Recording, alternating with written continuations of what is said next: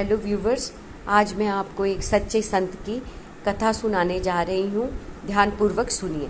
भारत संतों का देश है। यहाँ एक से बढ़कर एक संत हुए। एक ऐसे भी संत हुए जो बड़े ही सदाचारी और लोक सेवी थे।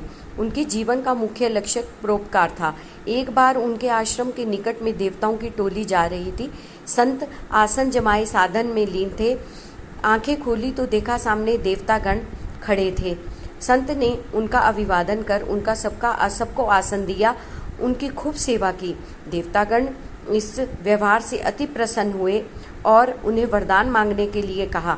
संत ने आदरपूर्वक कहा, हे देवगण, मेरा कोई भी कुछ भी लेने की इच्छा नहीं। आप लोगों की दया से ही मेरे पास सब कुछ है। देवतागण बोले, आपको वरदान तो मांगना ही पड़ेगा, नहीं तो हमारे वचन इस तरह खाली चले जाएंगे। संत बोले, हे देवगण, आप तो सब कुछ जानते हैं। आप जो वरदान देंगे वह मुझे सहर्ष स्वीकार होगा।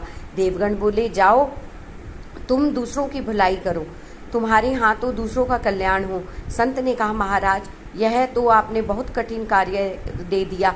देवगण बोले, कठिन? इसमें क्या कठिन है? संत ने कहा, मैंने आज तक किसी को भी दूसरा नहीं समझा है, फिर भी मैं दूसरों का कल्याण कैसे कर सकूंगा? सभी देवगण संत की है बात सुनकर एक दूसरे का मुंह देखने लगे। उन्हें सब ज्ञात हो गया कि ये तो सच्चा संत है। देवों ने अपने वरदान को दोहराते हुए कहा, हे संत, अब आपकी छाया जिस पर भी पड़ेगी उसका कल्याण होगा। संत ने आदर के साथ कहा, हे देव, हम पर एक और कृपा करें। मेरी वजह से किस किस की भलाई हो रही है इसका पता मुझे ना चले, नहीं तो उससे उत्पन्न अहंकार मुझे पतन के मार्ग पर ले जाएगा। देवगण संत के इस वचन को सुन अभिभूत हो गए। परोपकार करने वाले संत के ऐसे ही विचार होते हैं। यदि परोपकार का यह विचार लोगों में आ जाए तो पूरे संसार में कहीं दुख नहीं होगा, कहीं गरीबी नहीं होगी, कहीं अभाव और अशिक्षा नहीं होगी।